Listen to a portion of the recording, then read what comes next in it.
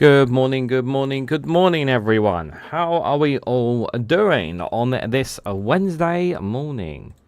This is Reganelite here. Hello, everyone. How you guys doing? Hope you're all doing well. Welcome to Good Morning with myself, Reganelite, here on the 1st of April. 1st of April already, 4 months into 2026. Already, guys, this is not an April Fool's joke. No April Fool's joking here. There's plenty of that going around for sure, guys.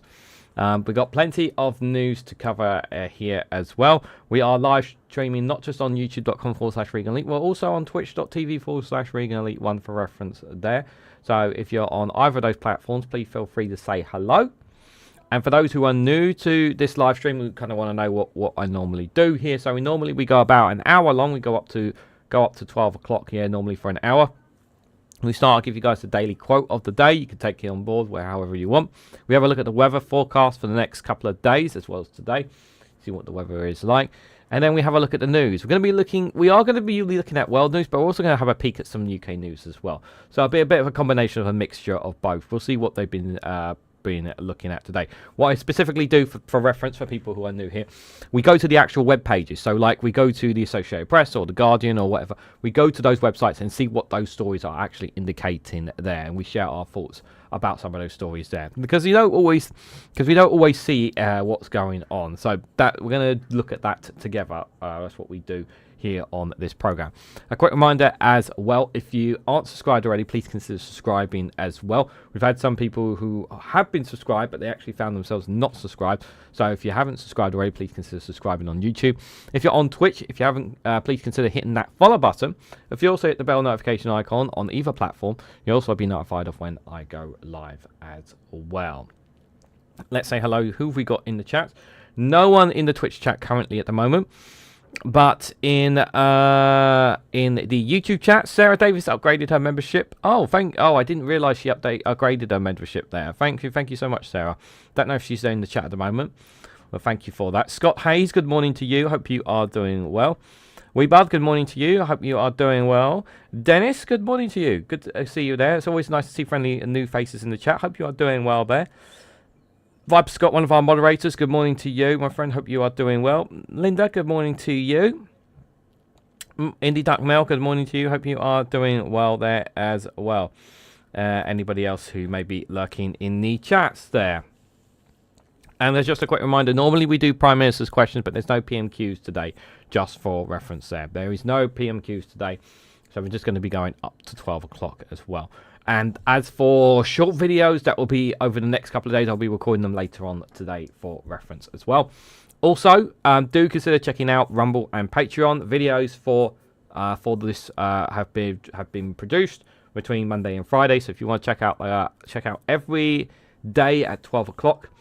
12 o'clock on both Patreon and Rumble. It's free to watch. It's exclusive on those platforms. You can check them out as well. Right, let's go to what is today's 1st of April's quote, guys. What is it? What is today's quote for the 1st of April? Well, here it is. I'll show you guys right here so you know it's not me making it up. This is what it says. It's what the quote calendar is telling us, guys. There it is there. So it says, "You are enough. You are so enough. It is unbelievable how enough you are. You are enough. You are so enough. And it is unbelievable how enough you are." What a very powerful quote. What a very nice one to kickstart the month, guys. Yes, you are enough indeed. Witchigoff, good morning to you. Hope you are doing well. Lurking today? No worries, Witchigoff. Guys, do check out Witchigoff's YouTube channel as well. Very much does some fantastic stuff there. Do give her some love indeed if you can. I believe she is going live today, I believe, at 6 o'clock. Correct me if I'm wrong in the chat, Witchigoff. Hopefully, cross fingers, we can see what should be plenty of interesting stuff to talk about as well. Thank you, Viper Scott, for the first super chat of the month. All hail the DPR, the Ollie and the Quackers for the goal. Yes, all hail for them all indeed. Thank you so much for the £2 super chat. For those who don't know, what's the DPR? What's Ollie? What's Quackers? What's that all about? The DPR is something called the Democratic Penguins Republic, guys. They are the those on McDonald's Island. So you guys may recall there was Trump imposing tariffs all across the board on all countries.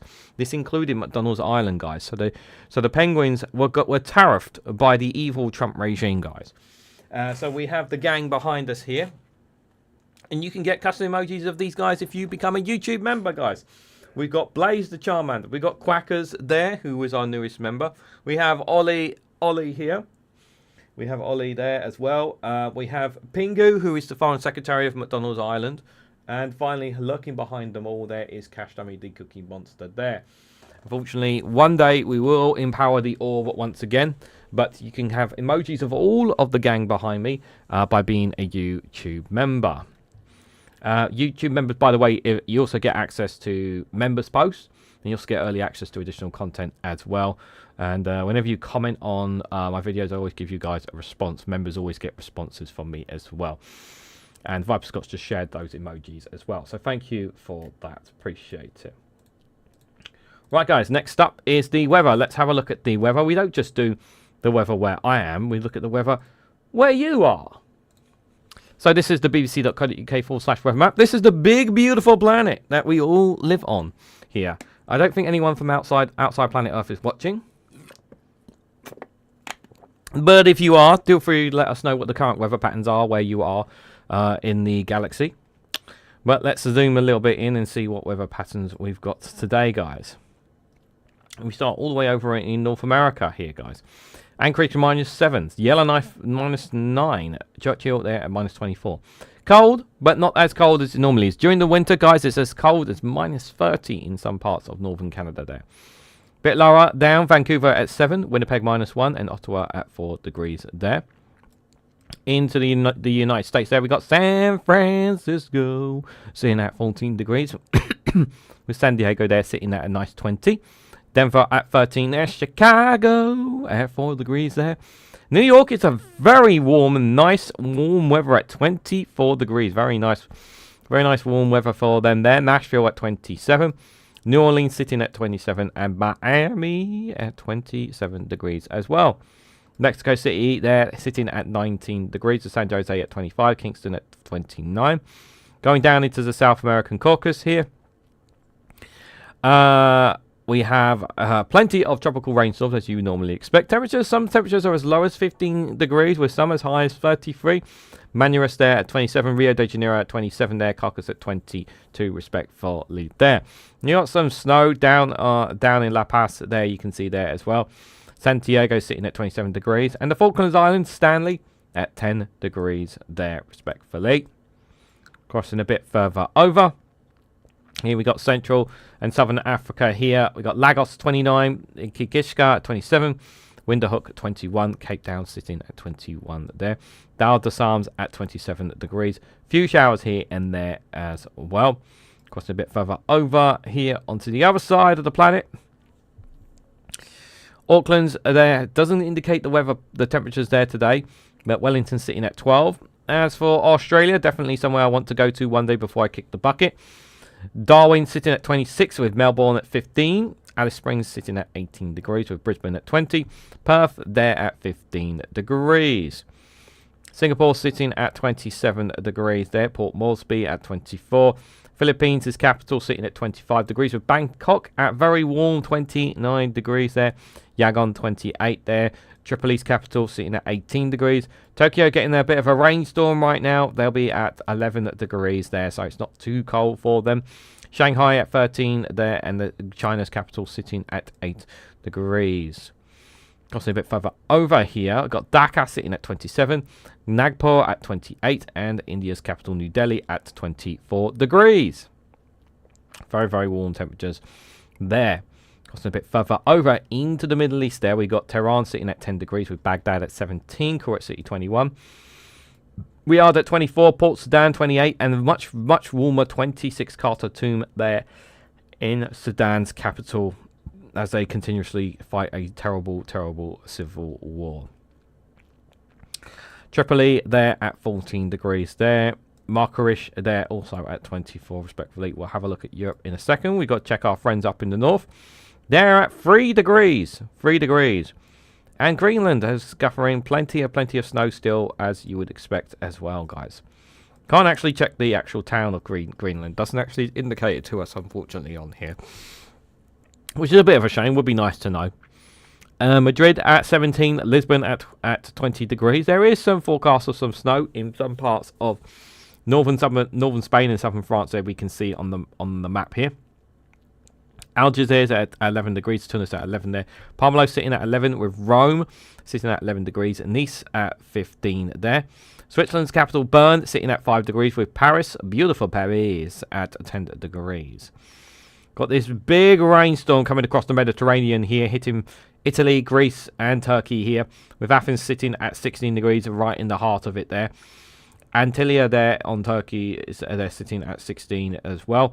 Antalya there at 14. Istanbul, Turkey's capital, at 12 degrees. Bucharest sitting at 11 with Chisinau at 9. Zagreb at 10. Vienna is 11. Prague 8. Berlin 8. Warsaw 8.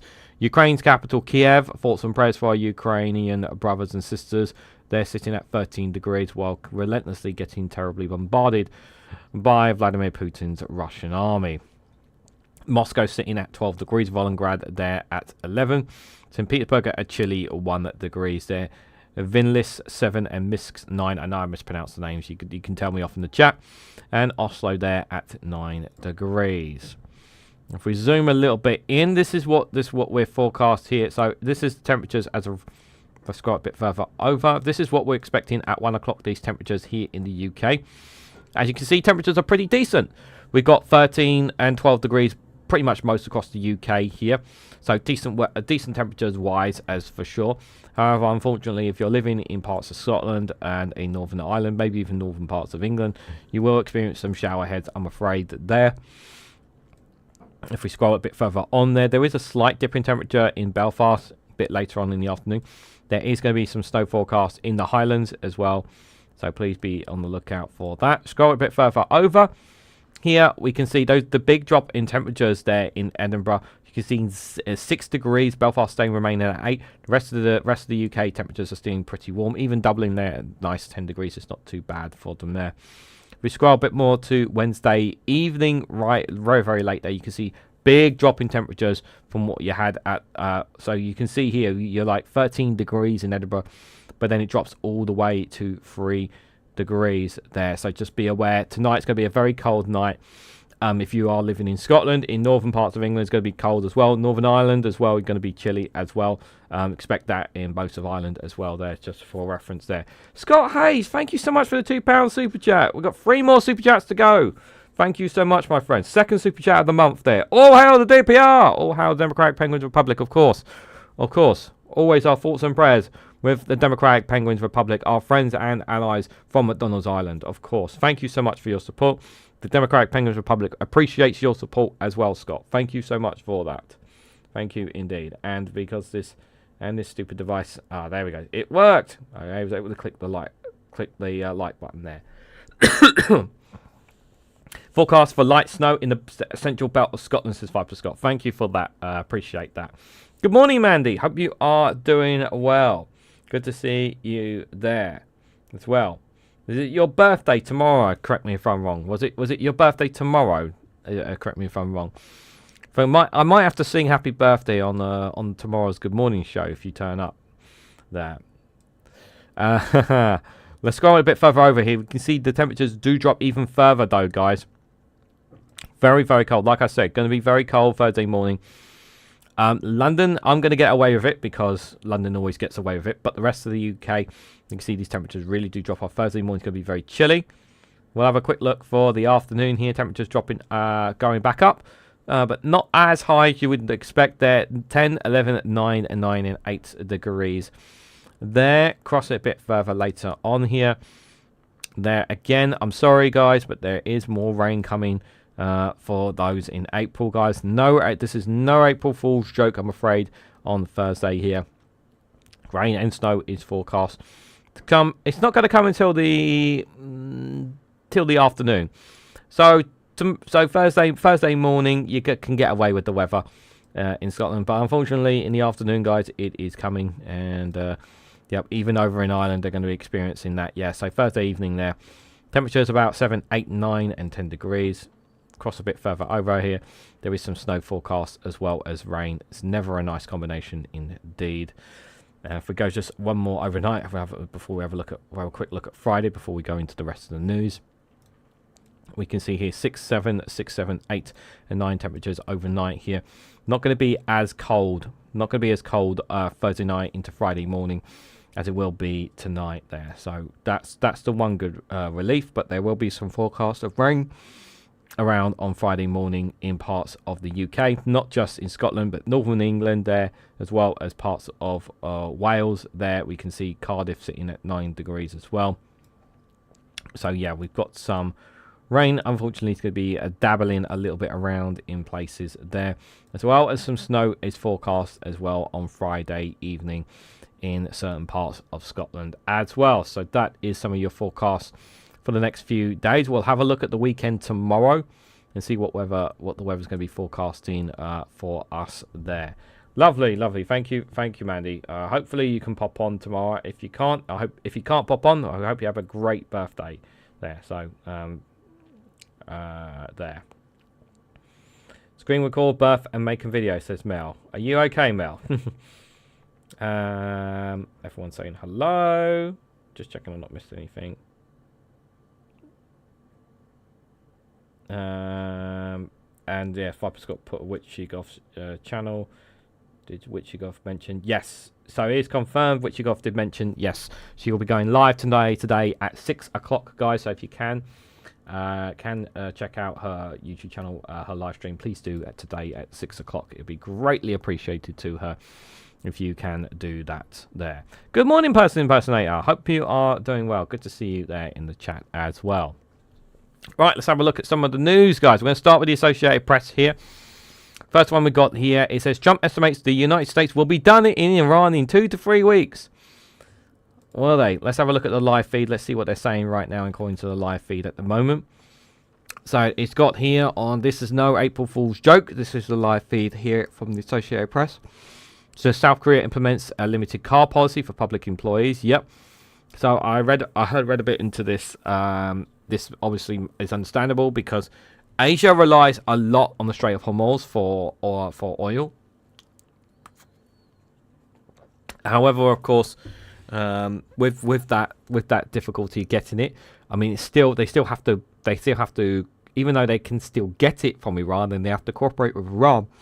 It still takes an arm and a leg to get it there, and so South Korea are limiting car usage here. It's also worth reminding people as well is that even though most of our oil does not, majority of our oil doesn't come from the Strait of Hormuz, as Phil Morehouse pointed out in his analysis piece, we are still affected by the global markets. So, and it will take a while for us to for things to recover as well. Keir Starmer says the UK is committed to NATO after Trump's criticism. Yeah, so Donald Trump's obviously talked about leaving NATO. The UK is to host the Strait of Hormuz summit. So Keir Starmer was speaking this morning. I've only had a chance to look at bits of it, guys, this morning. I haven't had a chance to look at all of it there. Lebanese military said it's withdrawn from border towns. Australia urges the use of public transport to conserve fuel. Yep, I recommend that as well. But to be fair, even in these crisis times, people should be encouraged to use it more anyway. Iran's foreign minister signals willingness to keep fighting. And oil falls below $100 per barrel. Airstrike hits compound of former US embassy in Iran. Qatar says oil tanker hit by Iranian cruise missile. Houthis claim they fire missile barrage at southern Israel. Yep, the Houthis officially joined the war on Saturday. A drone attack kills Baghdad national in UAE there. 2 children are among 3 injured in a missile attack on Israel. So they mentioned the deaths of Israelis, but they obviously don't mention the deaths of any other people there, from the looks of it there. Also got at least 5 people being killed by Israel in a strike in Beirut there. That's according to the live feeds there from the Associated Press at the moment. Iran hits a tanker off the coast of Qatar, Kuwait airport, and Israel kills 5 in a Beirut attack. Securing Iran's rich uranium by force would be risky and complex. Yes, this is This is a stupid idea from the Trump administration. There's no guarantee that this will succeed. And even if it does succeed, the amount of lives that are going to be lost for this is going to be quite a lot. A lot of Americans are going to lose their lives in doing this. Iran is daring America to put troops on the ground. They are daring them.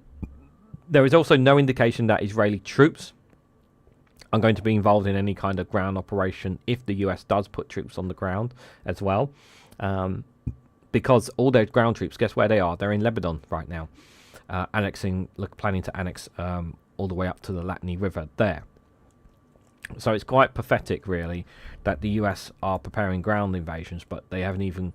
that Israel aren't even sending their own forces. Like, if I was Trump, I wouldn't even be in this war. But I would say, you want us to put troops on the ground and you're not even putting your own? Like, we're not doing this. But yes. So, should the US decide to send in military forces to secure Iran's uranium stockpile, it would be a complex, risky, and lengthy operation fraught with radiation and chemical dangers, according to experts and former government officials.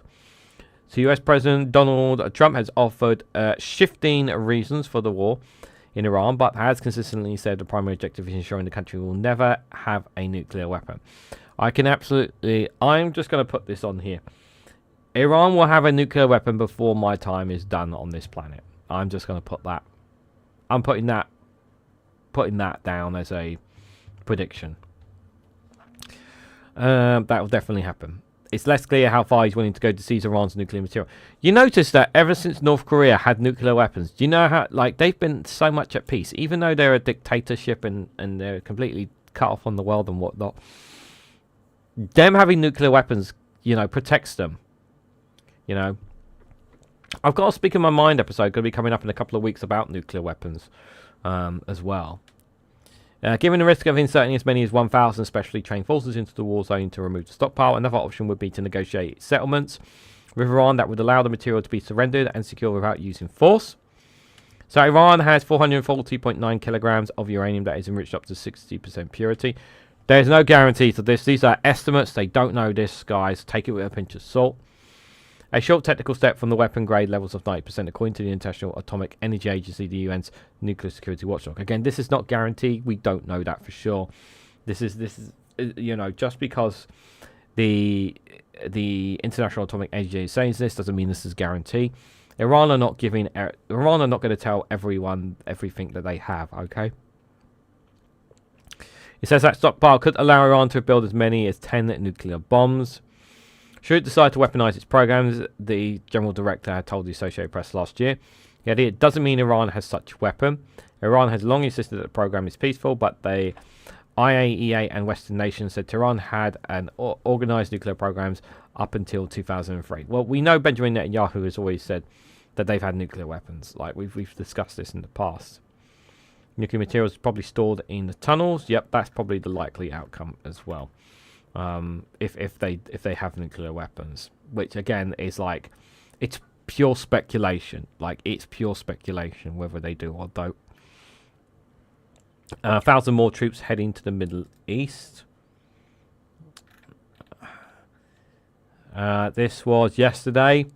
So thousands of additional US troops are heading to the Middle East as the Trump administration has insisted that the program has been made in talks with Iran, has threatened to escalate the war if a deal is not reached soon. The aircraft carrier USS George H. Bush deployed yesterday and is slated to go to the Middle East along with 3 destroyers. The 2 US officials said the carrier strike group consists of more than 600 sailors. So wait a minute, don't we already have 2 aircraft carriers doesn't the US already have 2 aircraft carriers? They're now adding a 3rd one from the sounds of it. It comes as thousands of soldiers from the 82nd Airborne Division also began arriving in the Middle East. According to 2 other US officials who, like the others, spoke on conditional autonomy to discuss sensitive military plans. So while the majority of those troops are part of rotating our forces planned before the war, there are among roughly 1,500 paratroopers the Trump administration decided to surge into the region last week. It says the Trump administration has not said what those troops will be doing. Okay. But the 82nd Airborne is trained to parachute into hostile or contested territories to secure key territories and airfields. A U.S. Navy ship is carrying about 2,500 Marines recently arrived in the Middle East.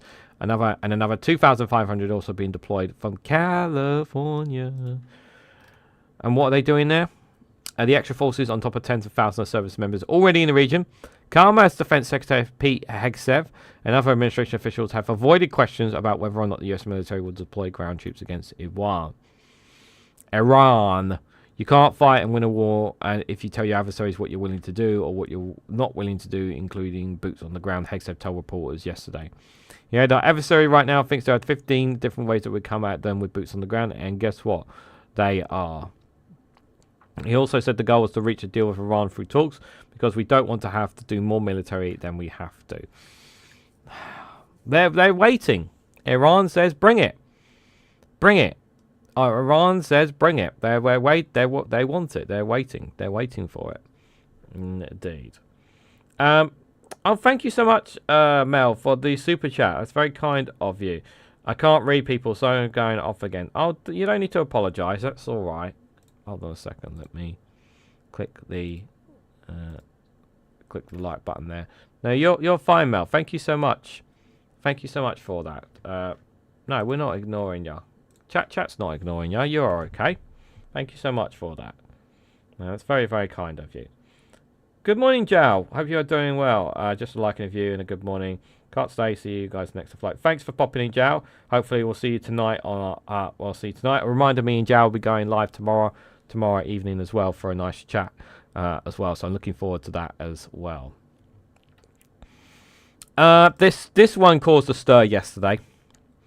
Donald Trump criticised his European allies for not helping fix the damage his war against Iran has caused. Like, why should we get involved in the war that you started? Like, his criticism of the UK as a whole has been quite insulting, and it's even more pathetic. And I have to say this, I really do mean this. It's absolutely pathetic from the UK government's perspective to allow the king to travel to make the king travel to the US for a state visit. It's pathetic. We shouldn't be sending the king in any way, shape, or form. As I said yesterday, it is good that the king says he does want to speak to victims of Epstein, the victims of Jeffrey Epstein. That is a good thing. But I just feel like it's deeply insulting that we're still sending the king, despite the fact that Trump has been mocking and taking the piss out of us. It really, really is.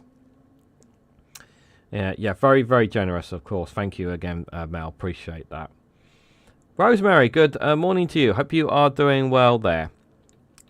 Judge orders ballroom construction to halt in a ruling that leaves Trump seething.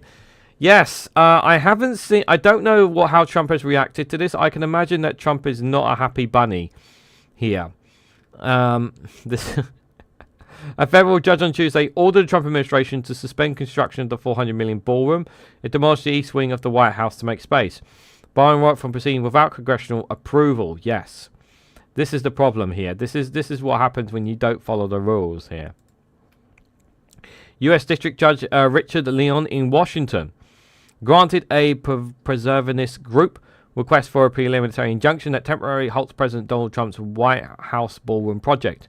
He concluded that the National Trust for Historic Preservation is likely to succeed on the merits of his claims because no statuette comes close to giving the president's authority he claims to have.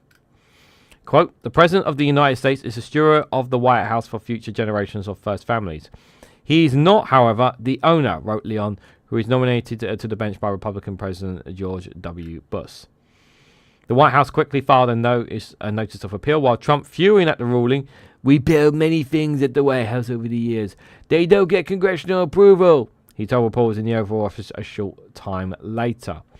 The ruling was the first major rebuck of Trump's sweeping efforts to overhaul the White House, but it wasn't immediately clear what it would mean for the sprawling project in which crews have long since tore down the East Wing, radically transforming the look and feel of the historical grounds. The cranes are still there, guys. The judge's decision comes 2 days before the... I'll come to those super chats in a moment, guys. The judge's decision came 2 days before the National Capital Planning Commission, that agency that signed off on the construction and federal property in Washington region.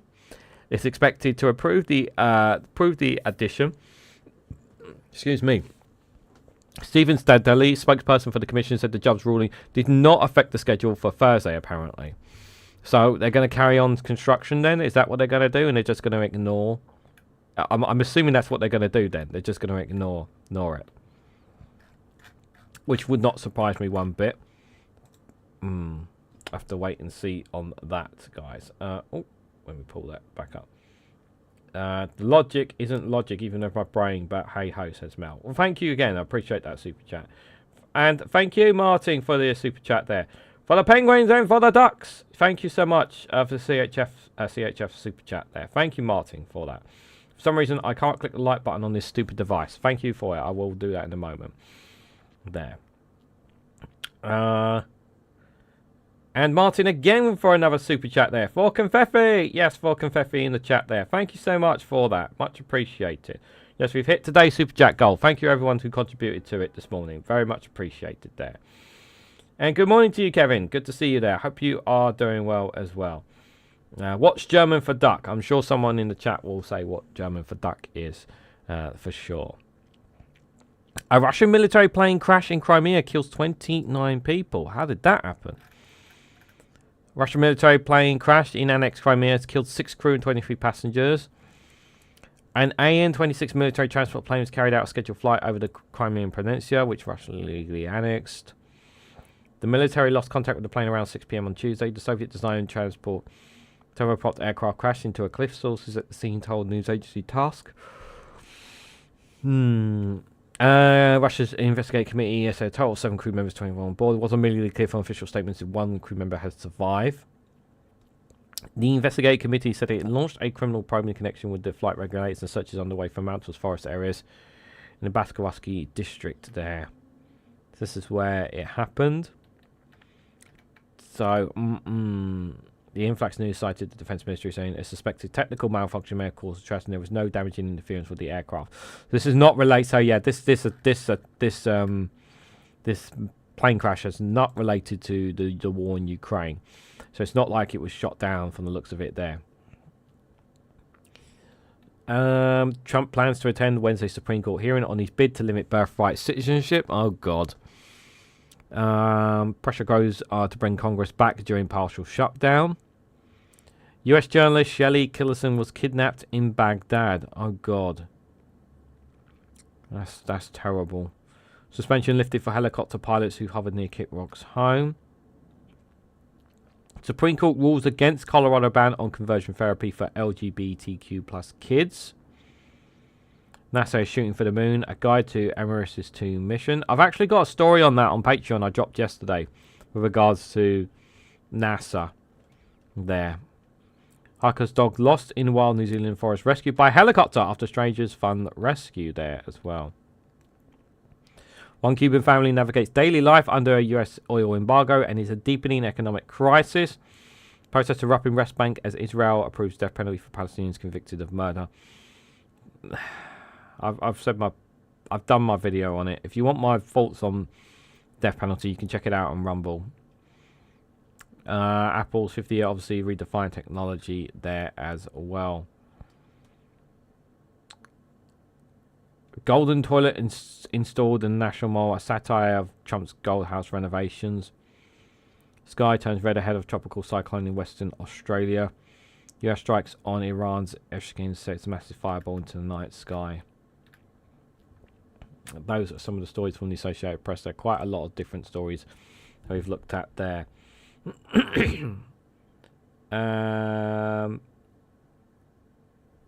Just set up the stream for tonight, says Witchy Goth. Yep, so there'll be someone will put a link up in a moment for Witchy Goth will be live later on today. It's 6 p.m. UK time here. There'll be different time set if you're somewhere else, guys. Right, let's have a look at the Guardian. We're going to have a look at some world. We'll look at world news. We'll have a brief look at the world news from their perspective, and then we'll have a look at look at some UK news as well.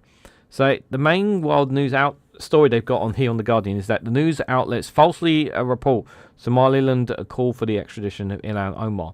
Reports based on an ex-post from an unofficial account following JD Vance accusations of threats of finding legal remedies. This is absolutely disgusting. They are looking for any and all reasons to deport Ilhan Omar. because she's a Minnesota congresswoman. This is vile. This is disgusting from the Trump administration. They are looking for any kind of reasons to get rid of her. Absolutely terrible. Really, really is terrible.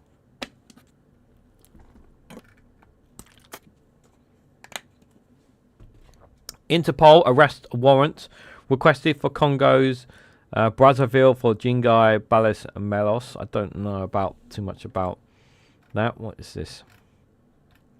Authorities in Congo's Brazzaville have applied to Interpol for international arrest warrant for Jingai Balis Melos, the president of the country's football federation, after he was convicted of embezzling £1.1 million in FIFA funds.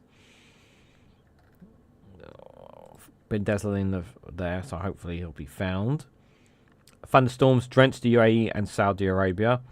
Great. Just while they're still getting hit by Iran.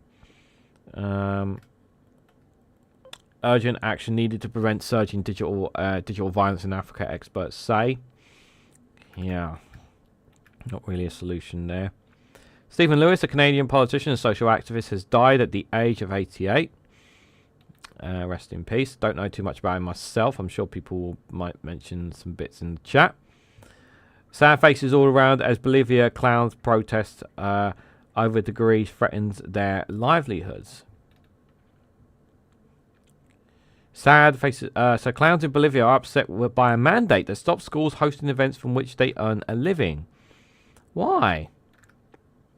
Dozens of clowns have marched through the streets of Bolivia's capital to protest against the government decree that limits extracurricular activities in schools, threatening their livelihoods. Wearing full face paint and signatory red noses, the clowns gathered on Monday in front of the Ministry of Education in La Paz to oppose the decree published in February. The new mandate says schools must comply with 200 days of lessons each year, in effectively banning them from hosting a special event where the entertainers are frequently employed. Clowns in Bolivia are often hired for school festivals to entertain children during breaks from their regular lessons. One such event is Children's Day, which the country celebrates on the 12th of April. Quote, "This decree will economically affect all of us who work with children," said Wala Ramirez, a leader of the local clown union, who goes by the name of Zaparillo.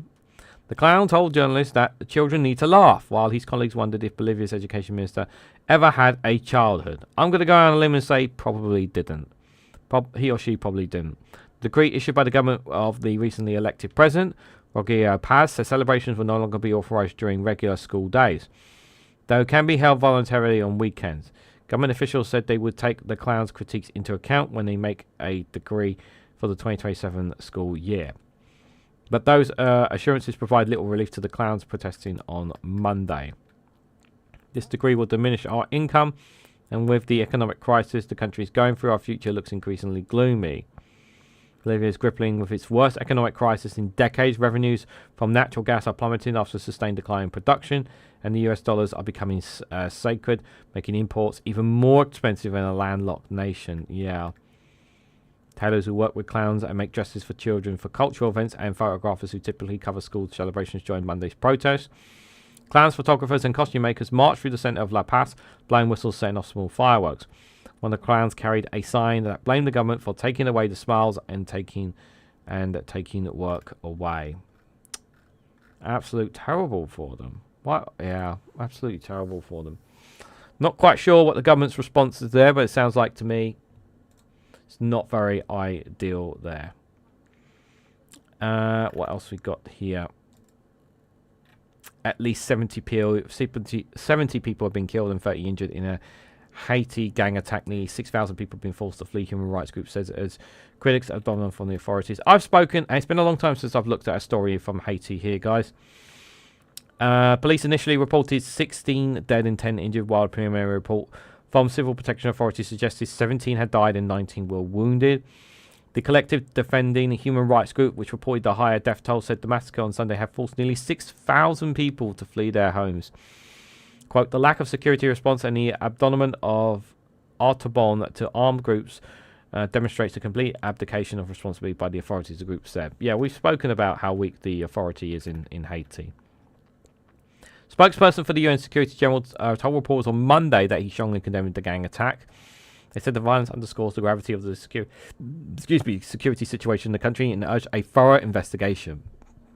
Armed members of the Grand Griff gang attacked the Jean Dennis area at approximately 3 a.m. on Sunday, local civil protection authorities have said. The attack follows UN reports that more than 2,000 people were recently displaced by the armed raids in nearby Veneris, prompting residents in Pilar to flee their homes. It's a country that has been in crisis for a very, very long time indeed. Asia Pacific. Asia ramps up use of fuel duties to cover energy shortfall triggered by the war. Pakistan and China propose a 5-part peace plan for the Middle East. Japan allows divorced couples to negotiate joint custody of children for the first time. PM pledges to do everything we can to protect Australia amid the Iran fuel crisis. Australia wants to sell its social media ban to the world, but there are other measures even working. Yeah, it's been how long has it been now? It's been quite a while now. 4 months since the ban came into effect, and we can say to the phase, yes, Minister, courageous statement. The country's e-safety commissioner revealed yesterday that more than 2/3 of the team was still on the platform, including the ban. Children were easily bypassing facial age estimation technology if aged between 2 years of 16. Half of the platform initially included in the ban were being assessed for non-compliance. So just remind people that Australia has a social media ban. They've had it for 4 months now. eSafety also found 66% of parents whose children remain on social media said that the platform had not asked their children to go through age verification. While other reports that if the age on that account was said to be 14 or 15, the platforms asked users to go through facial recognition and adjust their age rather than deactivating their account. Many of the complaints to eSafety were from parents who had reported that their teens' accounts to the platform, only for the platform to take no action. The report noted that Guardian Australian reporting had confirmed this. So, parents who are saying that their teens are on social media when they're not supposed to be on it. They report it to the social media accounts, and the social media accounts allegedly are not taking any action and just kind of ignoring it, is what they're saying here. Many of those who have been pushing for the ban have simply accepted the technology's trial reports in terms of how easy it would be to achieve.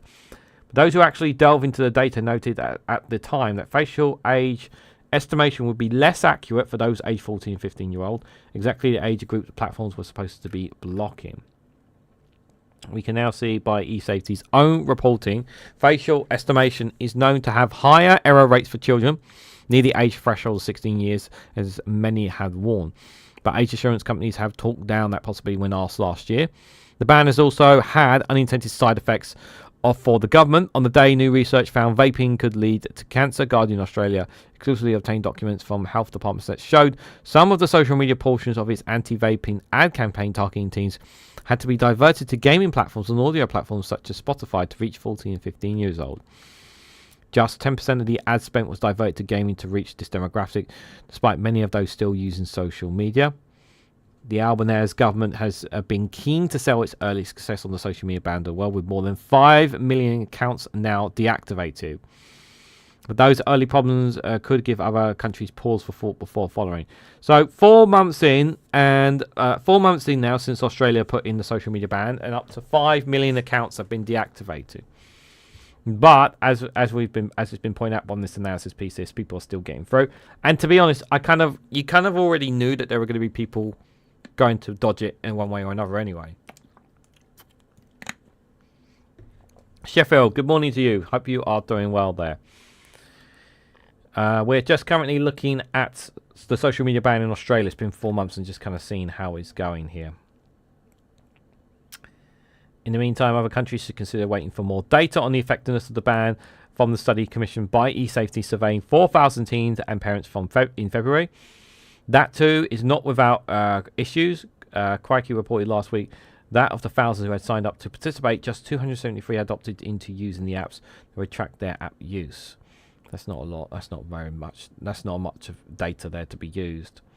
Other internal eSafety documents seen by Guardian Australia noted this from on-form tracking was more accurate than self-reported surveys. Well, it's a bit of an interesting one from Josh Taylor there. Didn't read all of it, but I think it definitely gives them some food for thought there for sure. Zelensky talks about US negotiators about a war with Russia after Easter ceasefire proposal. Get your own oil, yep. Merz criticised after calling for Syrians in Germany to go back home. That's not very appropriate. Just because the country has... There is still conflict in Syria. There is still conflict in Syria. It's very, very important to understand that. UK needs ambitious new EU ties in Iran. A war system up there as well. Yeah, we've heard what that Trump says there. Oil prices fall and markets rally after Trump said Iran war over in 2 to 3 weeks. The markets have got to stop listening to Donald. Stop listening to him. Emirates says Iranian nationals are not allowed to enter or transit through the UAE as well. Let's have a quick look at the... Let's go to the front of... What else is they've got here? Starmer says he will push for closer partnership with the EU after Iran's war highlights global volatility there. He spoke. Speaking a bit earlier today. Chancellor of the Exchequer is meeting UK supermarket bosses to discuss the cost of living crisis. She will address concerns about price rises and shortages with retailer energy cost surge. NHS England's to offer weight loss drugs to 1 million people to reduce risk of heart attacks and strokes, apparently. Man remanded in custody after 7 pedestrians have been hit by a car in Derby. Jesus. Man charged with 10 firearm offences after Dover counter-terrorism police arrest. Police chiefs failed to tackle racism due to lack of leadership, according to a watchdog report. The review finds no meaningful impact 5 years after a race action plan launched amidst call for the government to step in. I might do a video on this today if I get time. BBC apologises for not investigating claims against Scott Mills raised last year. Yeah, that's really terrible from the BBC. It's all well and good saying sorry now, but you didn't do anything about it then. Lunar Prospects, the business looking into mining the moon. But what's...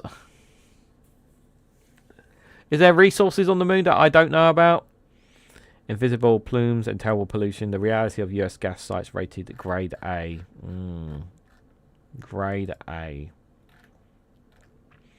2/3 of UK business hospitality businesses plan to cut jobs, and 1 in 7 will close. Survey finds. That's really sad indeed. UK to pay France extra 16 million in a stopgap deal. So on top. So how much are we paying them on top of? Signed off by the Home Secretary. Temporary deal comes after Deadlock plans to revamp the 3-year £478 million deal. So we're giving an extra 16.2 million on top of 478 million, guys, to France. Just yeah. I'll make that of what you will, guys. Make that what if you will. Okay. Let's have a look at some other stories here. Let's have a look at Al Jazeera, see what they're saying. I'm just going to give it a quick refresh. I saw the news about the incident in Derby. Terrible. Hope the injured are doing okay. Me too. Me too, Sheffield. It's yeah, it's absolute. Yeah, let's hope it's nothing too serious. Let's hope they make a speedy recovery with them.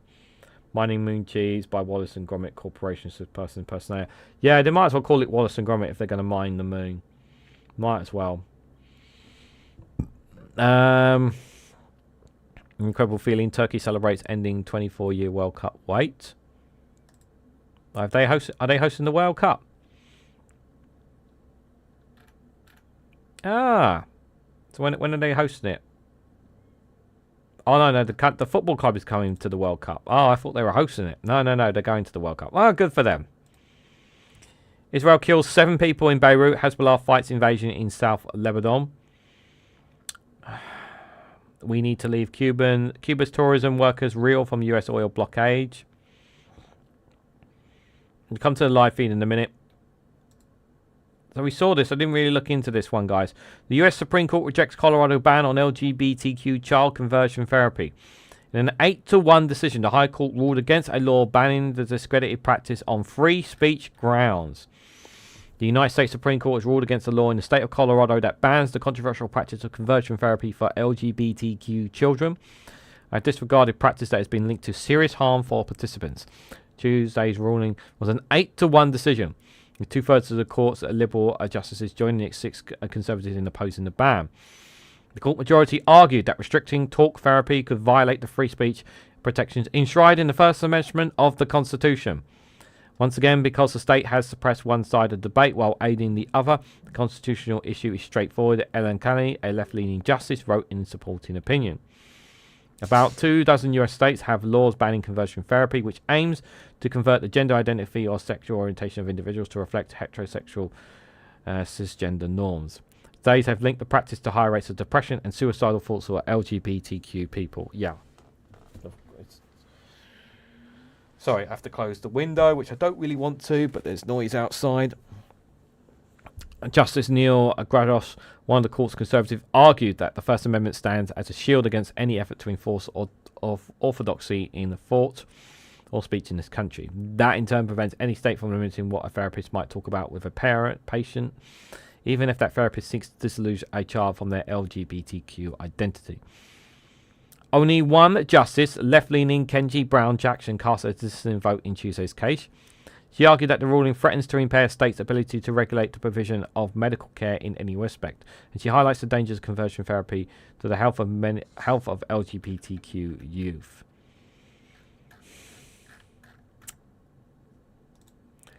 My position is let kids be kids. Let them make their own choices. That is my position. Parents should have real engagement conversations with them, but it should not be up to states to decide. We'll come to the live feed in a moment. India begins world's largest population census. More than 3 million Indian officials have begun the year-long task of counting the country's population. More than 3 million officials in India have begun the world's largest national population count in a year-long process that could reshape the welfare programs and political representation across the country. The census, which was delayed in part of the COVID-19 pandemic, began on today and will end by March 31st next year. Census workers will spend about a month collecting information from homes and will document housing stock and living conditions. Information will be collected through in-person surveys and online, allowing residents to use a smartphone application. Second phase of the counting will be conducted from September, during which more detailed information, such as people's social and economic characteristics, including religion and caste, will be surveyed. Caste is an ancient system of social hierarchy in India and is influential in defining social standings and deciding who gets access to resources, education, and economic opportunity. There are hundreds of caste groups based on occupation and economic status across India, particularly among Hindus, but the country has limited or outdated data on how many people belong to them. Successive governments have restricted conducting a full caste count, arguing it could heighten social tensions and trigger unrest. Population data collected through the census underpins the distribution of government welfare programs and a wider range of public policies. It could also prompt a redrawing of India's political map, as seats in the lower house of parliament and state legislators may be increased to reflect population growth. In 2024, law reversed in one of the legislative seats for women, so any expansion will raise the number of seats set aside for female representatives. Supporters have stressed the need for data on those deserving government assistance, while critics say the caste has no place in a country whose ambitions are becoming a key world power. The last attempt to gather detailed caste information through census data to 1931 during British colonial rule. Since independence, India's first census in 1951, counting only Dalits and advocacy members of marginalised groups known as scheduled castes and scheduling tribes. Previous census in India was in 2011 and recorded a population of 1.21 billion. It's now estimated to be more than 1.4 billion, making India the world's most populous nation. India overtook China in 2023, according to the United Nations Population Fund. Well, it'll be interesting next year to see the findings of that for sure.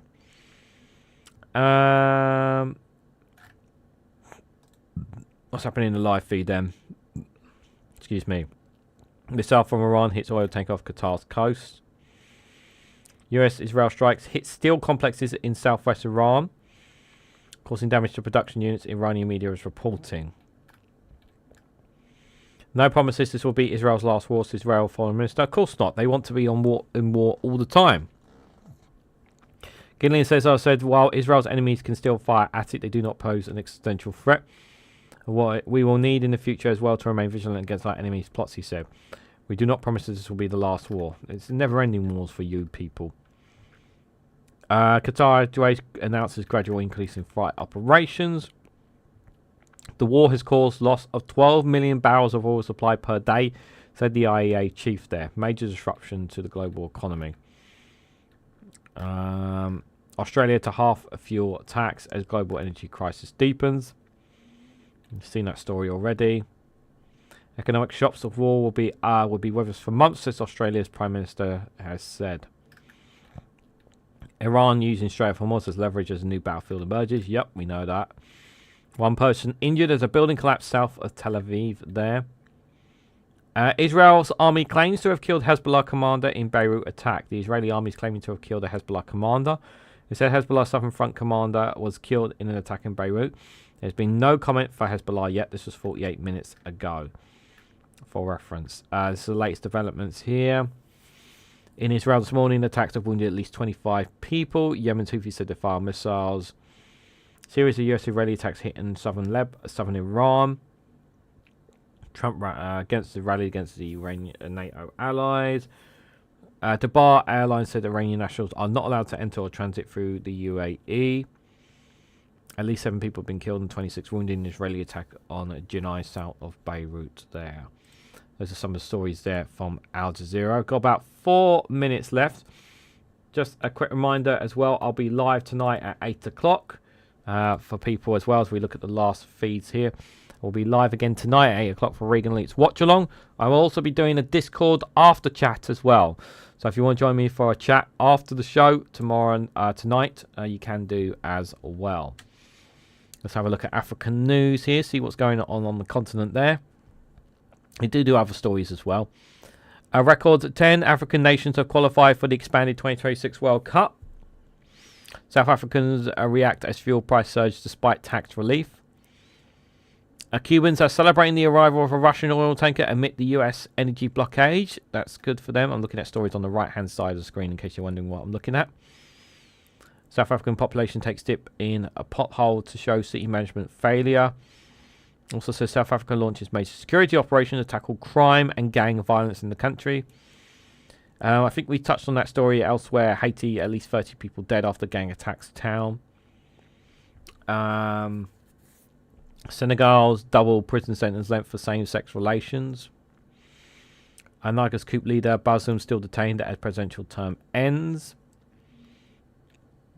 Premature babies evacuated from Gaza Strip return to their parents. It's a story I think I covered from the BBC as well. Any other stories here? Not really from African news. It's not really a lot from African news there. Not really a lot from them there. Let's have a look at the homepage of Sky News, because we didn't look at Sky News yesterday just for reference there. Star Pons, as Starmer says he's considering pulling NATO out. Yep, NATO. Can Trump leave key oil routes unresolved? If he wants to. Monumental stupidity from Rachel Reeves, says Ryanair CEO. Well, yeah, obviously. Australia urged to save fuel for nurses and shift workers. And there's the Derby story we mentioned a bit earlier. Moon mission day 0. Watch live build up to NASA's Artemis II launch. Can NASA return to the moon and bring the world together? Bringing the world together? No, I'm not sure about bringing the world together. But I really hope it's a success. I really do. Existing dying supporters plan to enlist 200 MPs to bring back the bill.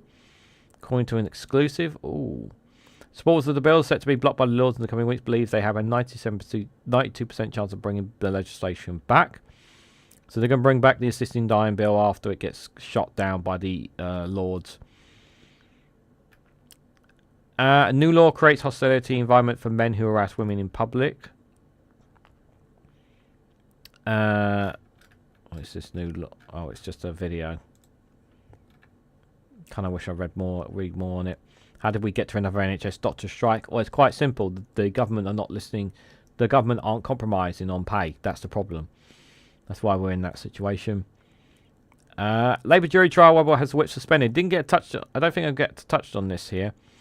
But yeah, Carl Turner had the whip suspended because he's who practices as a barrister, and he's very critical of the changes that they're going to be making to jury trial reforms by this government, which I absolutely wholeheartedly agree with him, because rather than consulting the very people that it's going to be deeply affecting, they decided to just go ahead with this. With a severe lack of communication from the Labour government on this. Both barristers and judges have spoken out publicly saying that this does not work. That the changes that they're planning to make does not work. So, because one of them has been kicking off a fuss about it, they've suspended the whip from him. Which is pretty disgusting from Labour, if you ask me. This is another story that should never go away, and remind people of it before we go. The Travelodge sex assault survivor hits out at the boss of the hotel chain. A woman who was sexually assaulted in a Travelodge hotel has said the response from the chain's chief executive has left her frustrated. So this has been brought up a few times on Prime Minister's questions. The bosses were due to meet MPs, and then they bottled it, the Travelodge bosses. I really do mean this sincerely. Do not, in any way, shape or form, do make sure... Travelodge needs to pay, and they need to be hurt in their pocket. Either yourself, your friends and family, boycott Travelodge in any way, shape or form. Encourage friends, family and relatives not to use Travelodge, whatever their travel plans are in the future, now or in the future. Hurt them in their pockets. Can you just put word to mouth next time you're talking to people about them, because they are not taking ownership and responsibility for this sex assault, for what happened to this attacker on the victim here. Not taking any lack of ownership and responsibility for this whatsoever.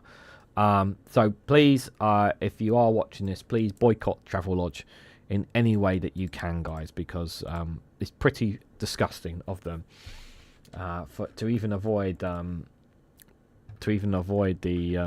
talking to the MPs about it. Never mind just the victim. It's just pretty disgusting, to say the least there. Ellie, good to see you there. Hope you are doing well. Guys, we've hit over 12 o'clock here. I normally end up going a minute or two over anyway, so I do apologise. There is no Prime Minister's questions, in case you're wondering, because it is...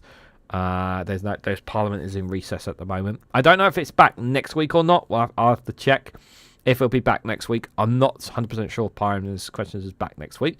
But I'll obviously schedule it if it is closer to the time.